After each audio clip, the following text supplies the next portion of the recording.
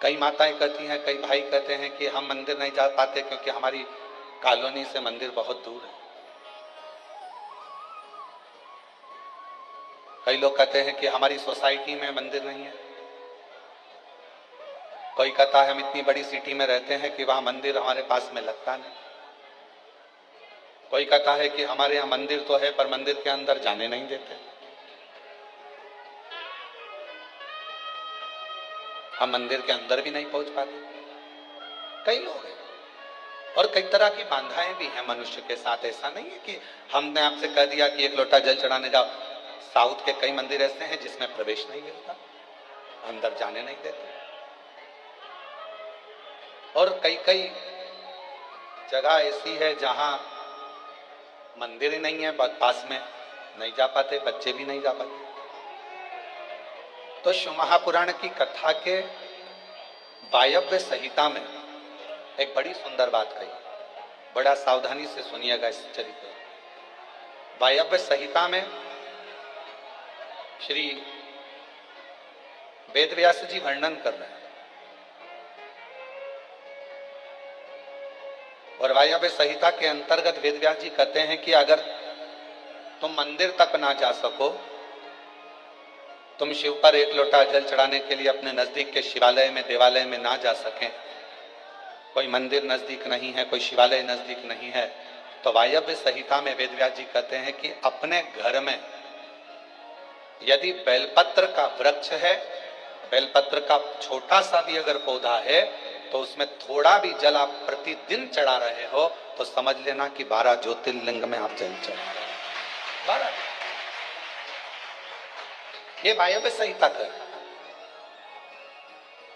मान लो मंदिर नजदीक में नहीं है, बीमारी बहुत ज्यादा है, तकलीफ बहुत ज्यादा है, और कहा हमने कथा में सुना है कि जल चढ़ाने जाना चाहिए, तो वहां बेलपत्र का अपने गमले में एक छोटा सा पौधा लगा, छोटा सा, और छोटा सा पौधा लगाकर उस पौधे की परवरिश करो, जल चढ़ाओ। जब वो पौधा बड़ा हो जाए तो किसी बगीचे में जाकर, कहीं शिवालय में, देवालय में, कहीं पर एकांत में उस पौधे को लगा दो।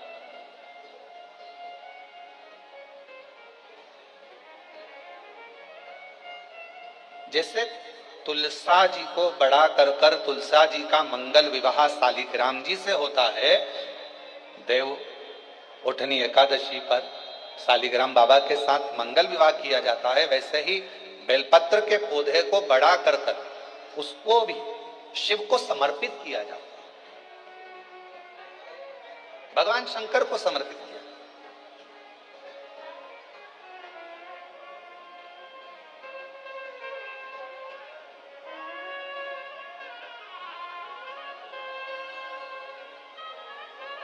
पर उस पौधे को पहले आपको बड़ा करना पड़ता है। पहले जैसे बेटी को बड़ा करते हैं और फिर उसका कन्यादान करते हैं, बेटी को बड़ा कर कन्यादान देते हैं, उसी तरह से बेलपत्र के पौधे को बड़ा कर उसकी आराधना साधना कर फिर उसका दान दिया।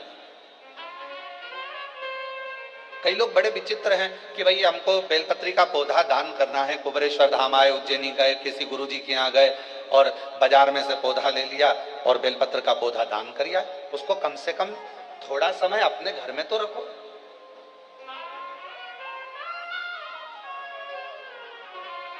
गौदान का नियम मालूम है आपको? कितना लोग जानते हैं गौदान के नियम को? गौदान का नियम होता है, कई लोग बेटी के विवाह में गाय दान करते हैं, कई लोग कोई शांत हो जाता है तो 12वें में 13वें में गाय दान करते हैं ना, गौदान करते हैं। तो उसका नियम क्या है? गौदान का नियम होता है कि गाय को अगर दादा परदादा के लिए दान कर रहे हो, वो चले गए, शांत हो गए, उनके 12वें में, उनके 13वें में, उनके 1 महीने के बाद अगर आप दान कर रहे हो, 12वें 13वें में दे रहे हो, या कन्यादान बेटी का कर रहे हो, उसमें गौदान कर रहे हो, या तुम्हारा मन हुआ का गौदान करना है हमारे पूर्वजों, तो पहले उस गाय बछड़े को अपने घर में रखकर उसकी सेवा करना पड़ेगी 1 रात्रि 2 रात्रि, उसके बाद गौदान करो। पहले उसकी सेवा तो करो।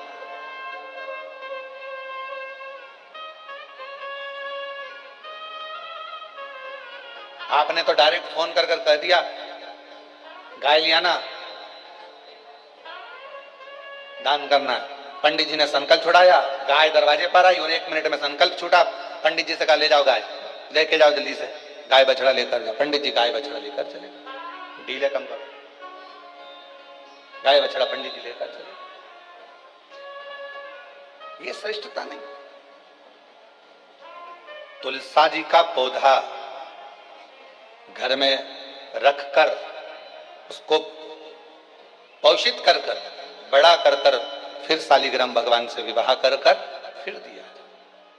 बेलपत्र का पौधा पहले बड़ा कर कर अपने घर में थोड़ा सा, नहीं ज्यादा रख सकते तो 8 दिन 7 दिन 5 दिन 15 दिन 20 दिन 1 महीना 2 महीना 4 महीना 6 महीना जितना आपका रख सकते हो रखकर फिर किसी जगह पर लगाना। क्यों, क्या जरूरत है गुरुजी अपने घर में पौधे को रखकर फिर दान करना, अपने घर में पौधे को रखकर फिर कहीं लगवाना, अपने घर में पौधे को पहले परवरिश कर कर फिर कहीं उसको लगवाना?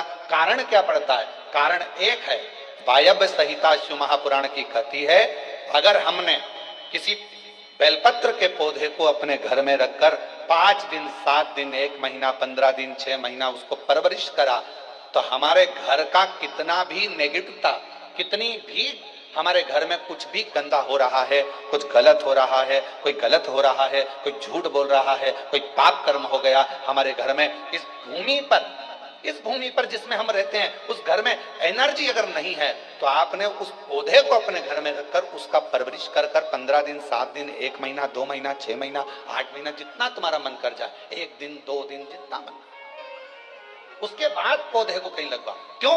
वो हमारे घर का पूरा गलत जो भी विचार होंगे, गलत सोच गलत विचार गलत ऊर्जा वो पौधा ग्रहण कर लेता है। बेलपत्र का पौधा अपने अंदर उतार लेता है, बेलपत्र का। और बाद में फिर वो बेलपत्र के पौधे को हम ले जाकर कहीं रोपित कर देते हैं तो उसकी ऊर्जा हमारे घर पर हमेशा रहती है, हमेशा। कैसे? इसके सत्य प्रमाण क्या हो सकता है? तो सत्य प्रमाण का स्मरण करिएगा।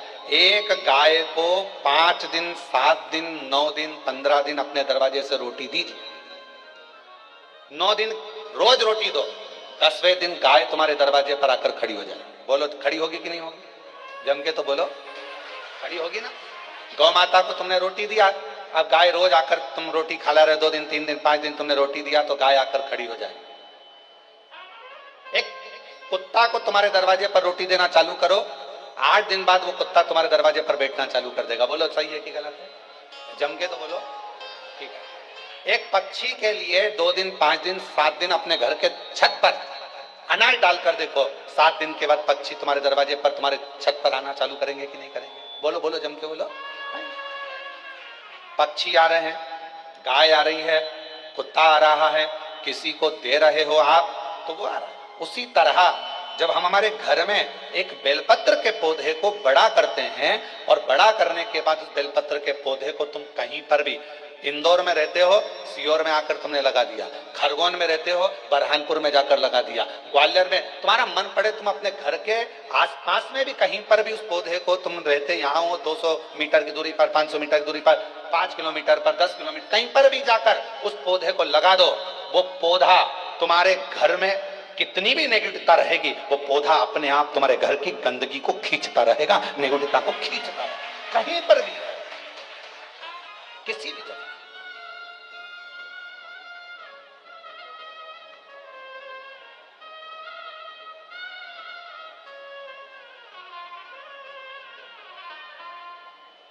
उस ऊर्जा को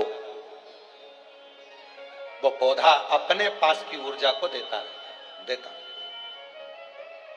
और सरल भाषा में समझो, वायव्य संहिता को व्यास जी महाराज द्वारा रचित शिव महापुराण की वायव्य संहिता और सरल भाषा में समझो।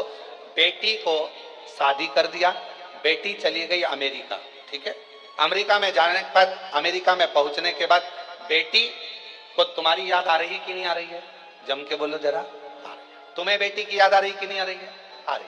याद आ गई तो कभी ना कभी तो तुमसे फोन पर बात करेगी, मम्मी कैसी हो, मैं पहुंच गई हूँ, अच्छे से हूँ, अभी कितनी बज रही है तुम्हारे इंडिया में, हमारे यहाँ तो ये टाइम हो रहा है। बेटी से बात करो, उसकी अर्थात वो अपनी ऊर्जा से तुम्हारी ऊर्जा की ओर अग्रसर।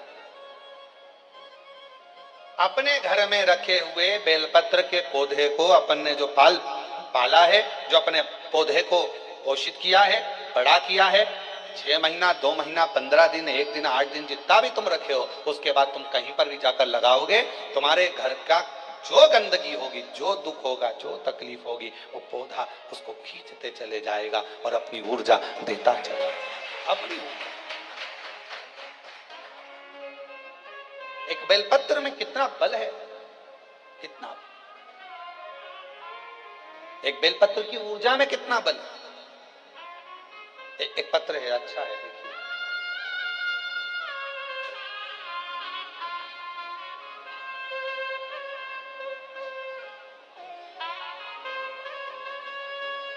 मेरा नाम शिवानी चौहान है। मैं रहने वाली निवासी मनासा जिला देवास से आई हूँ। मनासा जिला देवास से आई हूँ। कहीं बैठी हो तो पीछे से आकर बेलपत्र प्राप्त कर सकती हूँ। गुरुजी, मेरे बच्चेदानी में गठान हो गई थी। मैंने सोनकच्छ, देवास, उज्जैन सब डॉक्टरों को दिखाया, सबने ऑपरेशन का बोला था। फिर मैंने शिवजी पर चढ़ा हुआ जल और बेलपत्र को खाना, डीले कम करो डीले, बेलपत्र खाना शुरू किया। शिवजी पर चढ़ा हुआ जल और बेलपत्र खाना शुरू किया। फिर मैं 5 दिन के बाद डॉक्टर को बताने गई तो उन्होंने बताया कि गठान गल चुकी है, ऑपरेशन की कोई जरूरत नहीं है। ये पता, ऑपरेशन की कोई जरूरत नहीं, गठान गल। शिव कथा कहती है, शिव महापुराण की कथा कहती है, शिवजी पे चढ़ी हुई, शंकर भगवान पर चढ़ी हुई एक बेलपत्र,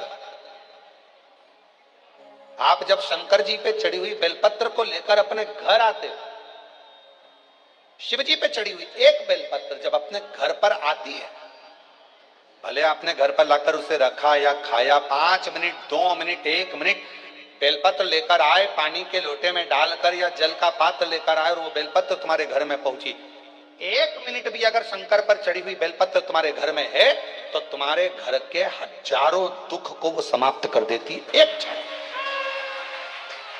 एक क्षण के अंदर हजारों।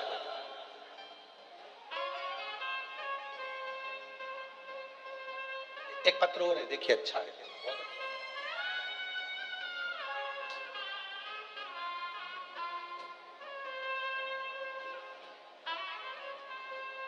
मैं ममता, पति का नाम बंटी, शहर अलीगढ़ में जयगंज की निवासी हूं।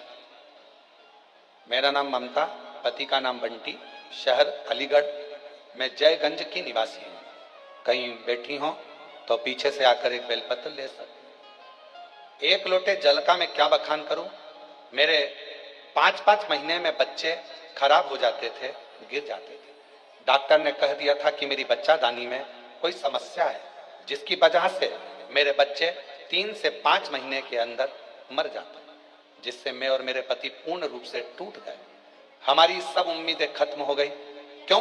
क्योंकि डॉक्टर ने कह दिया था कि संतान सुख नहीं हो सकता। तभी मेरी एक सहेली, एक पड़ोसी ने पशुपतिनाथ व्रत और आपकी कथा के बारे में बताया, तो मैंने पशुपतिनाथ का व्रत करना शुरू किया।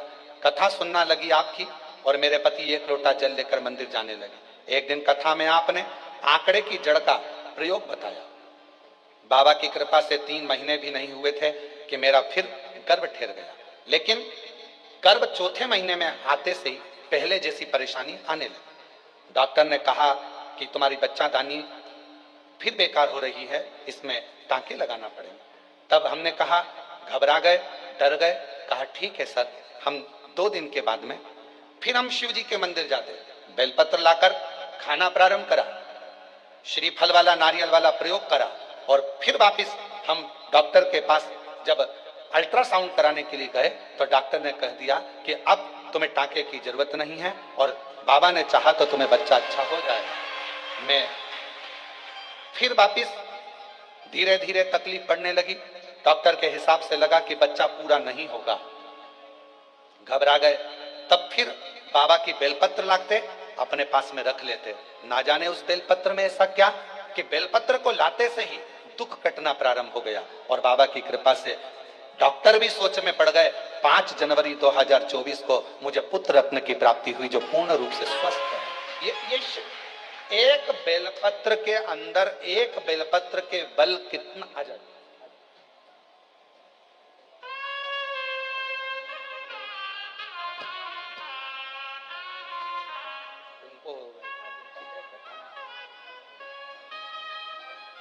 ठीक है बेटा, किसके हो गया था? ठीक है, बाबा की कृपा से गठान पूर्ण तरह से बेलपत्र का प्रयोग करने से पूर्ण तरह से ठीक हुई। एक बार जोरदार ताली बजाकर साथ।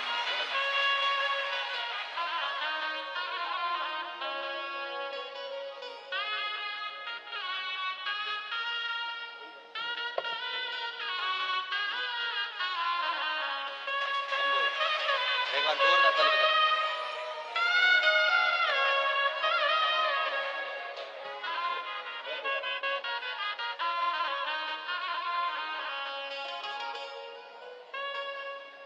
जो जैसी कामना लाया वो वैसा ही फल पाया।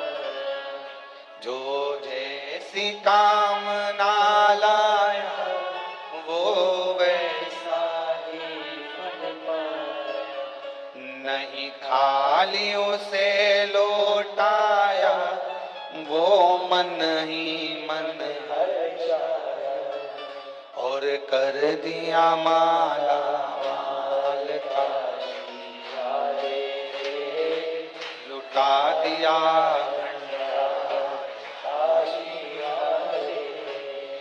लुटा दिया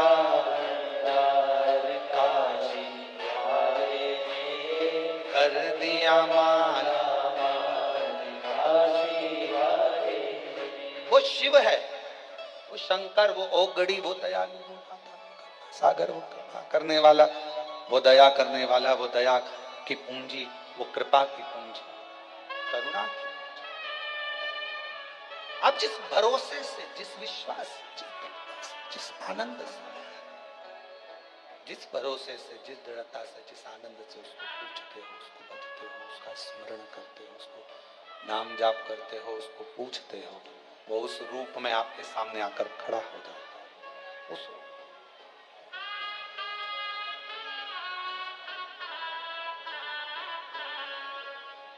आपको लग रहा होगा कि आप शिव महापुराण की कथा सुनने के लिए बैठे हो,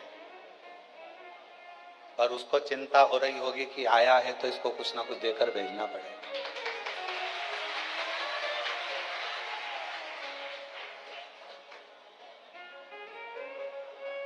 आप तो आ गए कथा सुनने के लिए कि हम कंकर शंकर का पूजन करने आए हैं, यहाँ पर 108 बार श्री शिवाय नमस्तुभ्यम बोलने के लिए आए हैं, कंकर शंकर का पूजन करने आए हैं। कथा मिल गई सुनने के लिए, हमको कथा मिल गई सुनने के लिए। इतने खुश हो रहे हो आप लोग, तो आपको कथा मिल गई सुनने के लिए, पर उससे तो पूछो उसको कितनी तकलीफ हो रही होगी। आ गई, अब देना तो पड़ेगा, हो जाना तो पड़ेगा। विचार करो, उसको टेंशन है, थोड़ा आया है, देना है इसको कुछ ना कुछ। वायव्य संहिता कहती है कि बेलपत्र का पौधा, बेलपत्र जीवन में ऊर्जा प्रदान करता है।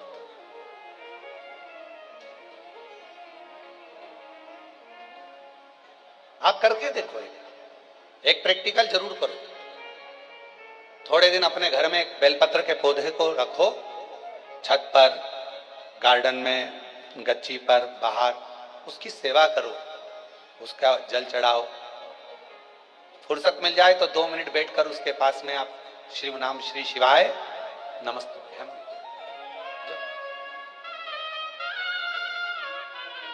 थोड़ी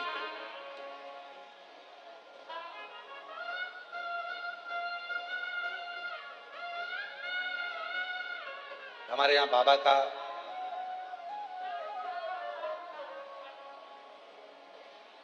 आप लोग जब पीछे ग्राउंड में जहाँ कथा होती है उस ग्राउंड से अगर उधर जाएंगे तो देखेंगे वहाँ बाबा की बेलपत्रियों की एक वाटिका है, और उस वाटिका में आसपास में आप 2 क्षण के लिए बैठकर भी अगर भगवत नाम श्री शिवाय नमस्तुभ्यम का स्मरण करते हैं तो आपको इसमें आनंद की अनुभूति।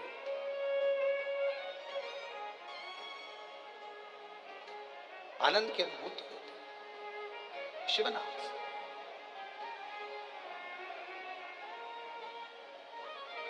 हमारे बाबा का जो पुराना वट वृक्ष है, अभी तो वहां काम चल रहा है, इसलिए आप लोगों को वहां अंदर जाने की अनुमति नहीं होती है, तो वहां जाने नहीं देते हैं। पर जो पुराना वट वृक्ष है वहां पर भी आप कभी, जब वहां का काम पूरा हो जाएगा तो आप लोग दर्शन करेंगे। जब आप वहां पहुंचेंगे, बैठेंगे, वहां की ऊर्जा का स्मरण करेंगे तो आपको ज्ञात होगा।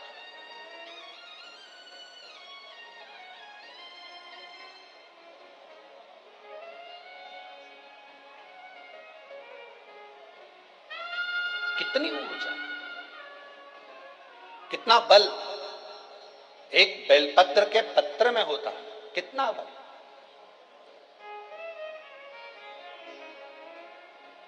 और हम सबसे कहेंगे, जिन मेरी बहनों के हाथ कंपन होते हैं, हाथ कांपते, जिन मेरे भाइयों का शरीर कांपता है, थोड़ा थोड़ा कंपन शरीर में होता रहता है, हम उनको भी कहेंगे, उनसे भी निवेदन कि अपने जेब में दो जेब होती है, एक जेब में मोबाइल रखो मना नहीं है, एक जेब में पैसा रखो मना नहीं, पर एक जेब में आप शिव जी पे चढ़ी हुई बेलपत्र को रखना प्रारंभ करो, फिर आपके शरीर का स्थिरता धीरे धीरे धीरे धीरे अपने आप पाना प्रारंभ करो। जिनका शरीर कांपता है, डॉक्टर का इलाज करवाओ। डॉक्टर शिव का एक रूप है, दवाइयां लो, गोलियां लो, जांचें कराओ, पर साथ में कहीं अगर बेलपत्र का पौधा है, बेलपत्र का वृक्ष है, उस बेलपत्र के वृक्ष की छांव में थोड़ी देर बैठकर, बेल के वृक्ष की छांव में बैठकर श्री शिवाय नमस्तुभ्यम का स्मरण करो। 8 दिन 15 दिन कर कर देखो, 16वें दिन हमको पत्र लिखकर भेजना कि तुम्हारे हाथ पैर कांपने में थोड़ी आनंद हुआ कि नहीं हुआ, ठीक होना चालू हुआ। ऊर्जा एक बेलपत्र की पत्ती में वो बल होता है, एक बेलपत्र के वृक्ष में वो बल होता है जो सुख प्रदान करता है।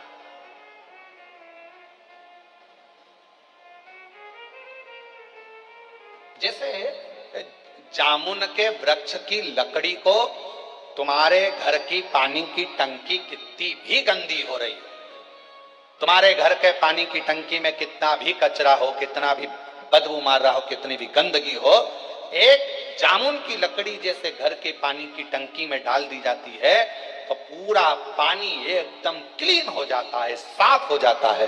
उसी तरह बेलपत्र का एक छोटा सा पत्ता भी हमारे जीवन को ना जाने कितनी सफाइयां कर देता, कितना पाप कर्म, कितना दुख, कितना कष्ट, कितनी तकलीफ है। एक बेलपत्र का पौधा, एक बेलपत्र का पत्ता हमारे जीवन को आनंद दे। वायव्य संहिता शिव महापुराण की कथा कर एक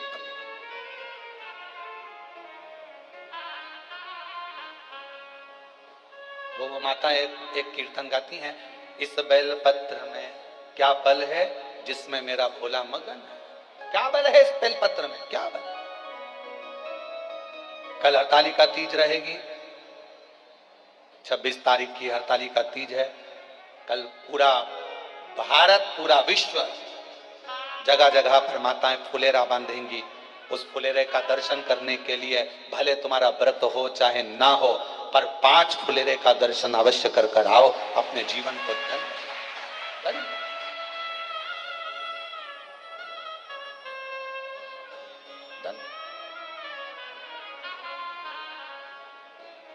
करो दर्शन।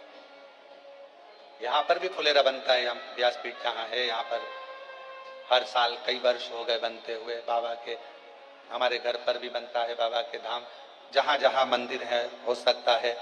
हम तो यहाँ तक कहेंगे आप लोगों से कि शिशु मंदिर में अगर कोई फुलेरा ना बांधे और आपको अगर भगवान सामर्थ्यता दिया है तो कुछ पेड़ों की पत्तियां तोड़कर उसको धागे में बांधकर फूल वगैरह लगाकर आप अपनी तरफ से 2 लकड़ियों को या 4 लकड़ियों का कैसा भी बनाकर, या डलिया हो तो डलिया, उसको बांधकर शिव जी के मंदिर में आप ही अपनी तरफ से फुलेरा लटकाया ना, तो वो भी क्या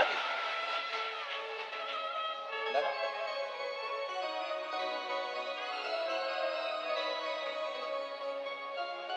तेरा सा मुकुट सिर पर, वो कहते हैं ना, तेरा सा चंद्र सिर पर, रखा है किस अदा से,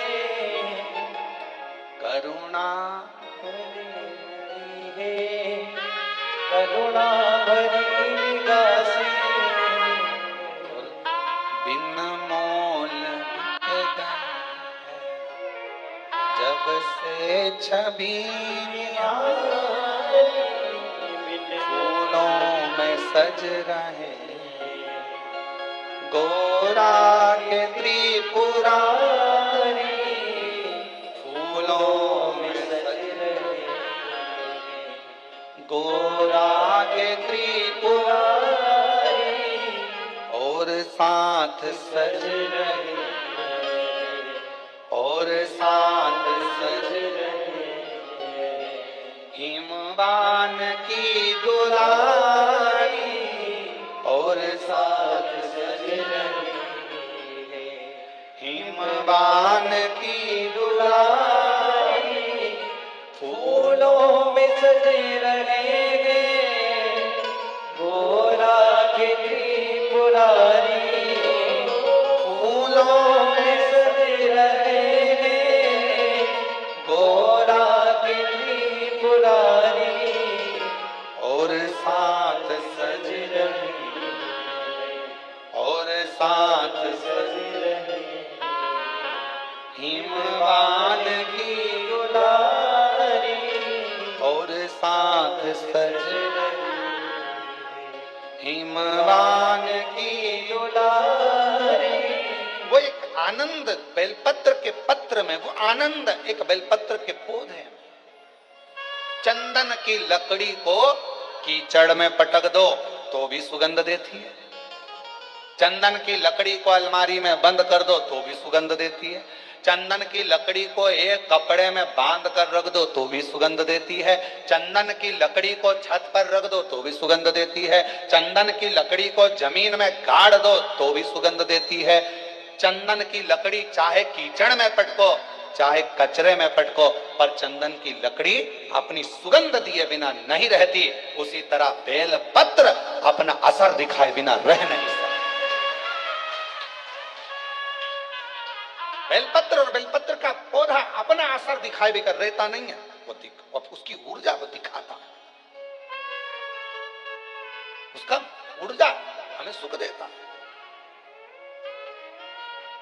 शिव जी के मंदिर में जाओ ना तो तुम वहां से प्रसाद मांगो ना मांगो पर एक बेलपत्र का प्रयास करा करो। हाँ, यहाँ लोग आते हैं, बेलपत्र कई माताएं पूजन कर कर चली जाती है, वहां बेलपत्र पड़ी रहती है, कई माताएं उसको उठा लेती है, धोती है, खा लेती है, उठा लेती खाती। कई माता यहाँ का बेलपत्र उनको लगा कि हम वो दूसरे ने पूजन करी, नहीं नहीं, बेलपत्र तो बेलपत्र है ना, शिव तो शिव है ना। किसी ने कह दिया शंकर जी के मंदिर में कौन कैसा बेलपत्र चढ़ा कर गया, कौन की क्या कामना थी, शंकर जी को बेलपत्र चढ़ा कर गया, वो बेलपत्र हम उठा कर लिया, खा लिया तो कोई कष्ट तो, अरे कौन ने कहा कष्ट, बेलपत्र अपना असर दिखाता है। कोई भी चढ़ाए, कैसा भी चढ़ाए, चलो तुम जाओ बेलपत्र की बात में, लोग कह रहे हैं वो बेलपत्र हमारे ऊपर असर करेगा कि नहीं करेगा। हम एक बात कहते हैं, 10 का नोट या तुम एक काम करो 500 का नोट, कोई मुर्दे को जलाने के लिए शमशान में गए और चलते चलते शमशान के पास में 500 का नोट की गड्डी मिल गई तुमको, 500 के नोट की गड्डी, 50,000 रुपए तुमको मिल गए और तुमने वो उठा लिए। अब वो नोट निकालकर चाय वाले की दुकान पर जाकर पूछना, भैया हमें शमशान से मिला था, चलेगा क्या, चलेगा कि नहीं चलेगा। फिर वही 500 रुपए लेकर तुम सुनार की दुकान पे जाना कि भैया हमें कोई अच्छी सी लौंग बता दो, हमें 5-10 हजार रुपए की, पर हमारी को गड्डी जो है, बोलो बोलो, शमशान से मिली है, तुम्हें चलेगी कि नहीं चलेगी। वो कहेगा नोट तो नोट है रे, शमशान का होए चाहे मसाण का होए चाहे व्यापार का, नोट तो नोट, 500 का नोट तो चले। और पटक के गड्डी देख ले, दौड़ेगा भी, 2 मिनट में गड्डी गायब, तो पटक के देख। अब उसको क्या करना, शमशान का है कि कहां का है, उसको तो मतलब है नोट से। उसी तरह बेलपत्र कैसा है, कौन ने चढ़ाया, किसने चढ़ाया, कैसे चढ़ाया, आपको बाबा का नाम लेकर श्री शिवाय नमस्तुभ्यम। मेरे बाबा इसको औषधि कर दो, मेरे बाबा प्रसाद के रूप में दे दो, औषधि कर दे दो। बाबा बड़ी दुखी हो, कष्ट में हो, कंकर शंकर पे से उठाया, लिया, धोया, खाया, शिव जी को समर्पित। अब उसमें भेद करना,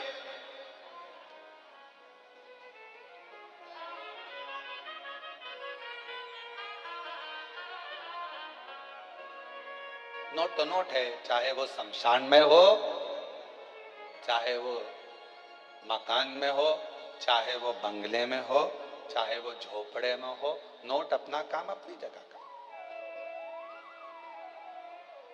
इसलिए निवेदन है, भ्रम में बिल्कुल मत पड़ना। बहुत भ्रम फैला रहे हैं लोग आज के जमाने में। पहले लोग शिव जी को जानते नहीं, मानते नहीं, और अब जब से शिव महापुराण की कथा दुनिया के लोग श्रवण करना चालू करे तो शिव पुराण के ऊपर शंकर जी पर ज्ञान देने वाले 4 गुने हो गए। ऐसा मत करना, शिव जी रूठ जाएंगे। ये मत करना, शंकर जी के मंदिर में जाओ तो ऐसा करो, शिव जी के मंदिर में गए हो तो जल मत पियो। ज्ञान देने वाले शंकर जी के प्रति दुनिया ढेर सारी हो जाएगी। जब सोशल मीडिया खोलोगे, इंस्टाग्राम खोलोगे, व्हाट्सएप खोलोगे, फेसबुक खोलोगे, तुम्हें ढेर सारे मिल जाएंगे, शिव जी का ऐसा, शिव जी का वैसा। कहीं मत पढ़ो, तुम तो तुम्हारे पास में गीता प्रेस गोरखपुर की शिव पुराण लेकर आओ, घर में पढ़ो और अध्ययन करो। और जब कुबेरेश्वर बाबा की कृपा हो जाए और कभी तुम्हारे को टीवी पर कथा श्रवण करने को बाबा कुबेर भंडारी की सुनने को मिल जाए तो उस पर स्मरण करो कि बाबा सुनो, भटकना नहीं है। जब कोई 10 तरह की बातें बताने लगे कि अपन ने सुन रखा है कि बेलपत्र खाने से रोग मिटेगा, अपन ने सुन रखा है कि शंकर जी पे चढ़ा हुआ जल हमारा कल्याण करेगा, फिर कोई ज्ञान दे तो टीवी बंद कर दो। फिर कोई कहे कि ऐसा मत करो, वैसा मत करो, तो मोबाइल में रील चैन,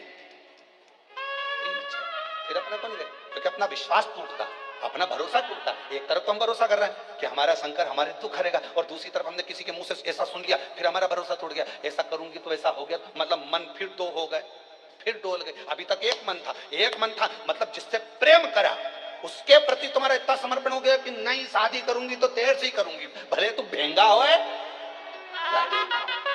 पर तेर से करूंगी, चाहे कुछ भी तेर से करूंगी, चाहे कहीं नहीं जाऊंगा, तेर से करूंगी।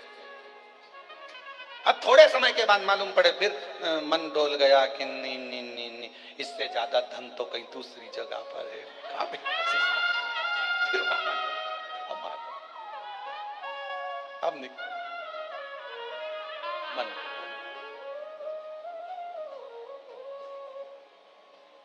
स्थिर मन रखिए। हमने कुबेरेश्वर बाबा के मुख से हमने शिव महापुराण की कथा को श्रवण करा है, और हमने उनके मुख से सुना है कि जल पीने से दुख कटेगा। कटेगा, ये इतने पत्र, एक पत्र और अच्छा है।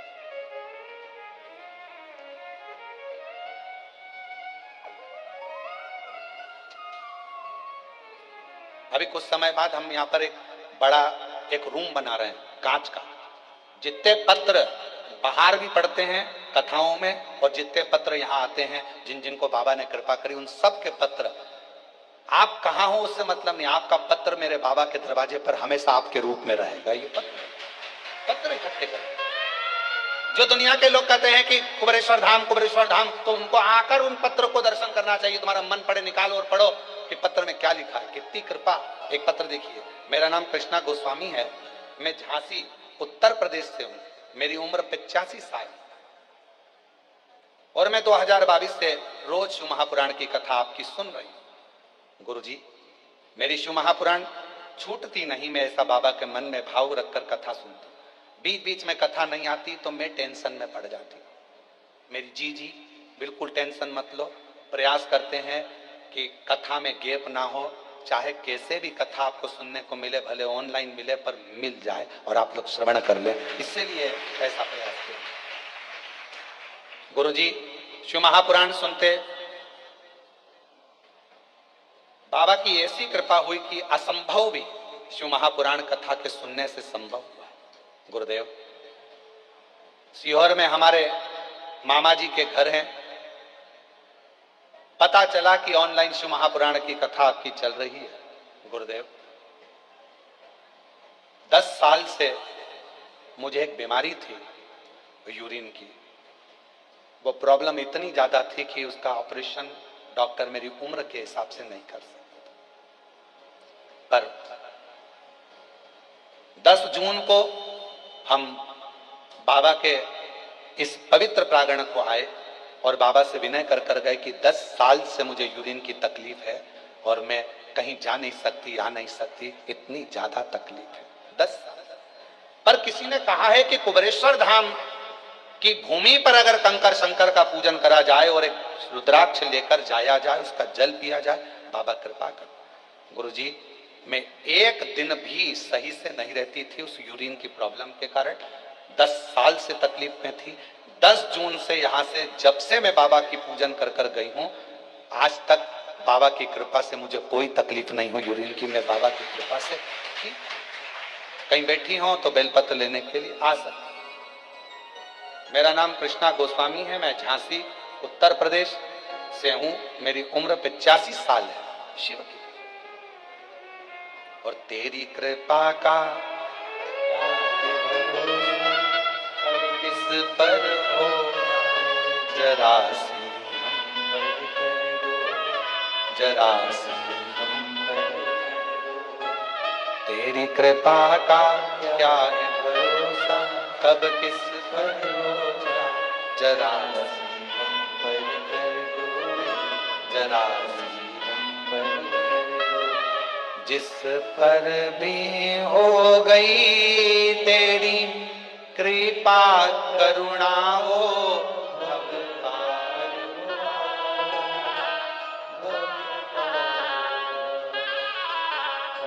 पकड़ लेना।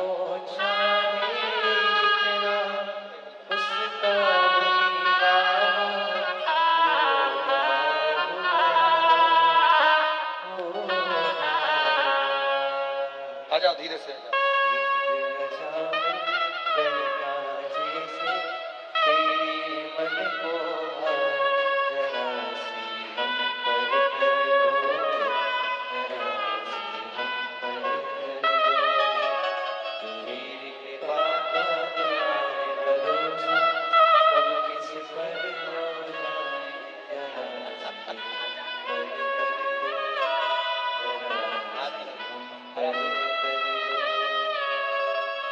जिस पर भी हो गई कृपा करुणा हो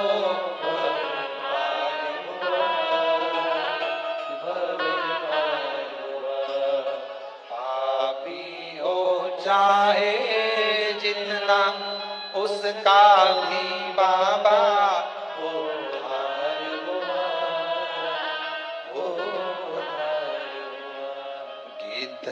जामिल गणिका जैसे तेरे मन को भाए जरा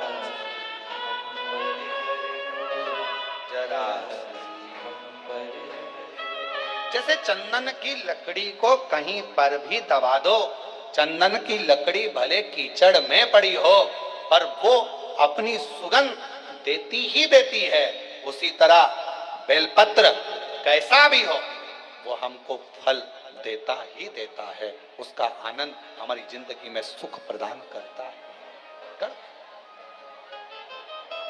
इसलिए तेरे डमरू की धुन सुन के मैं काशी नगरी आया।